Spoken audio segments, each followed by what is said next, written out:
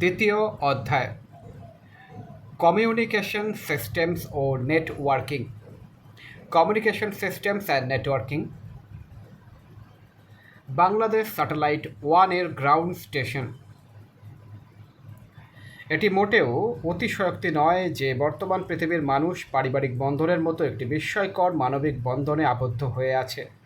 এক সময় সকলের অগোচরে পৃথিবীর কোনো এক প্রত্যন্ত অঞ্চলে মনুষ্যত্বের ওপর চরম অবমাননা ঘটে যাওয়া সম্ভব হতো, এখন সেটি আর সম্ভব হয় না। পৃথিবী থেকে যুদ্ধ বিগ্রহ এখনও পুরোপুরি থামিয়ে দেওয়া সম্ভব হয়নি, কিন্তু সেটি কমানো সম্ভব হয়েছে। তার প্রধান কারণ তথ্য প্রযুক্তি। এখন কোনো দেশই বিশ্ব বিবেকের কাছে জবাবদিহি না করে একটি অন্যায় যুদ্ধ শুরু করতে পারে না, যুদ্ধ চালিয়ে যেতে পারে না। নেটওয়ার্কিংয়ের কারণে পুরো পৃথিবী এখন একটি বড় পরিবারের মতো।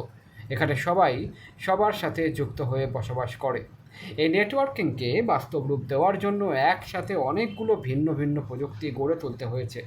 এই অধ্যায়ে শিক্ষার্থীদের সামনে সেই প্রযুক্তিগুলোর উপর আলোকপাত করা হয়েছে।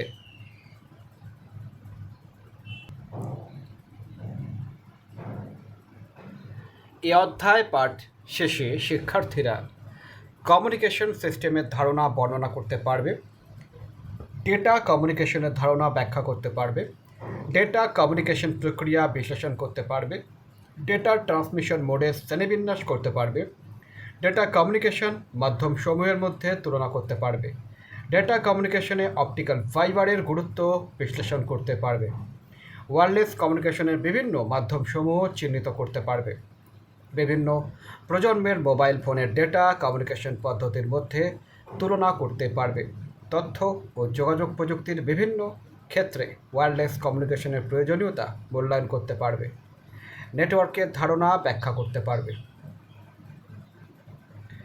নেটওয়ার্কের গুরুত্ব বিশ্লেষণ করতে পারবে, বিভিন্ন ধরনের নেটওয়ার্কের কার্যাবলী বিশ্লেষণ করতে পারবে, নেটওয়ার্কের টপোলজি ব্যাখ্যা করতে পারবে, ক্লাউড কম্পিউটিংয়ের ধারণা ব্যাখ্যা করতে পারবে, ক্লাউড কম্পিউটিংয়ের সুবিধা ব্যাখ্যা করতে পারবে।